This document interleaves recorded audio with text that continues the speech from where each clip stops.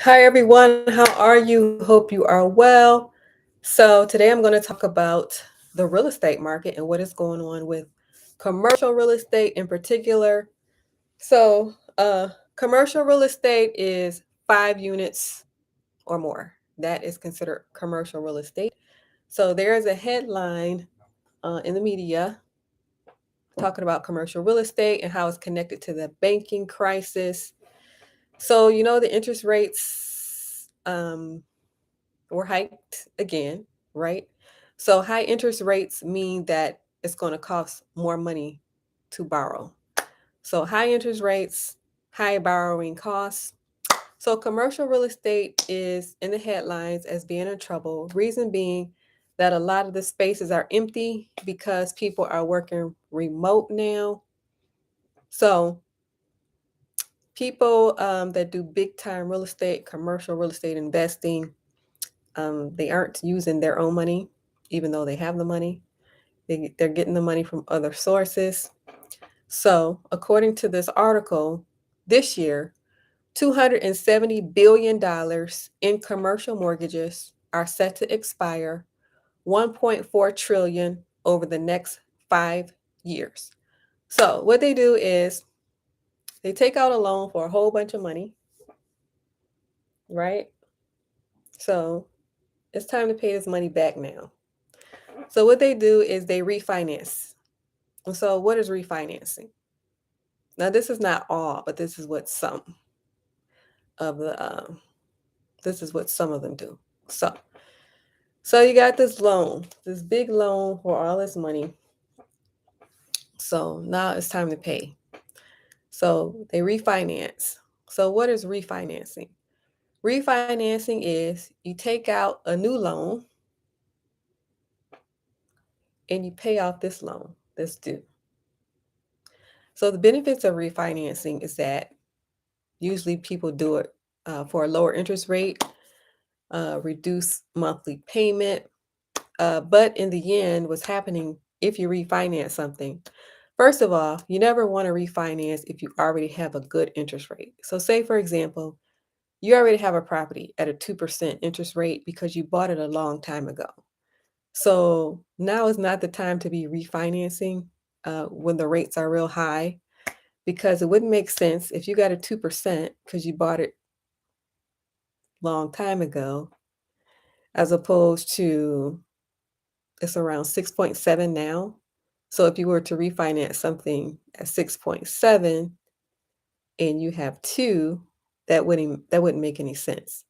So never refinance when you already have a good interest rate. So that is the method that some people do. You take out this big loan, the loan is due. So you go get a refinance. You get a new loan to pay off what to pay off this loan.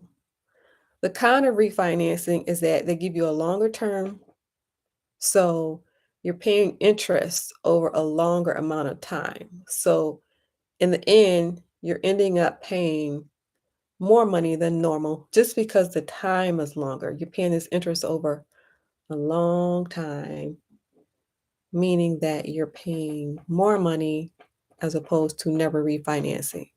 But that is a method that the big time real estate doers users do. Not all, but some. Get this big loan.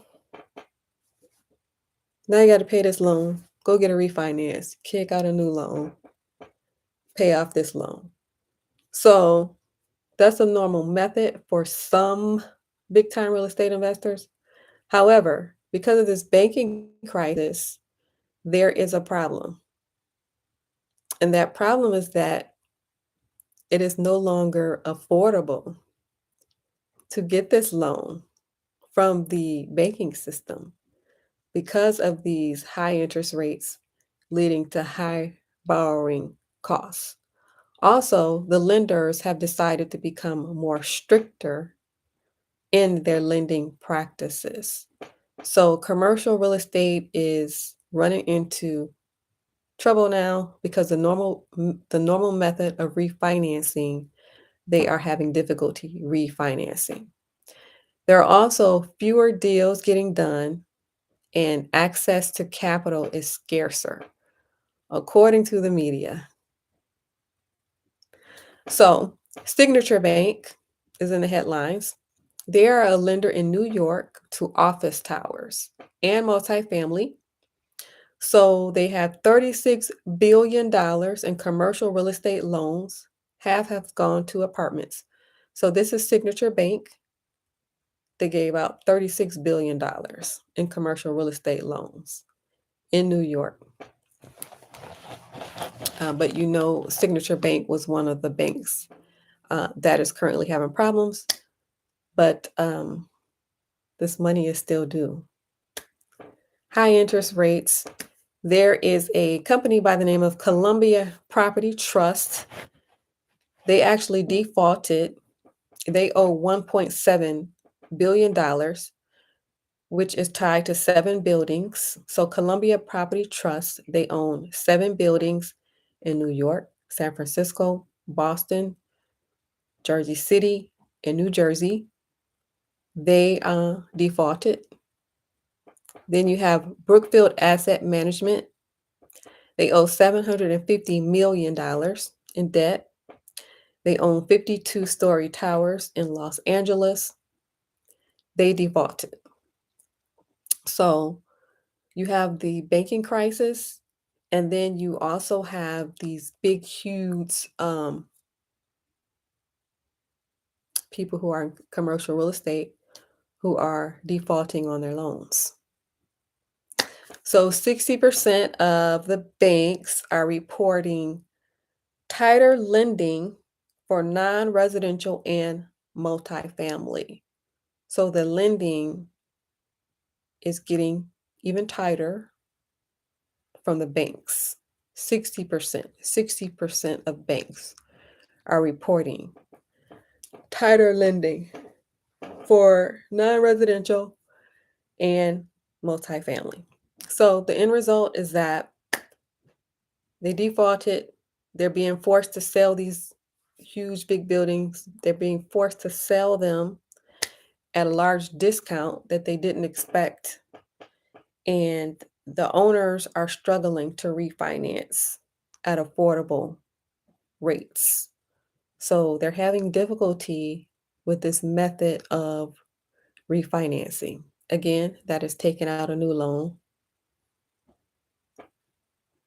to pay off the existing loan.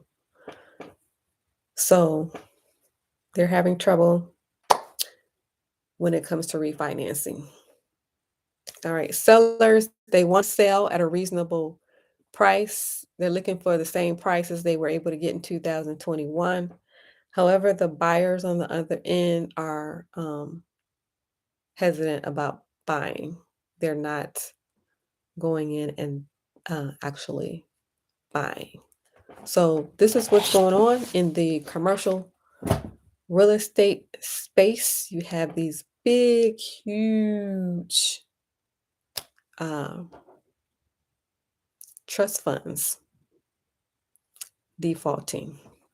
So 2 were named specifically in the media, and that is Columbia Property Trust and Brookfield Asset Management thus far. All right, so this is just to give you an idea of what is going on in the real estate market. If you like the channel, please hit the like button. If you're not a subscriber, please hit the subscribe button and the notification bell next to it so that you won't miss the episode. Also, leave a comment and let me know your thoughts. Thank you for watching. Have a good rest of your nights.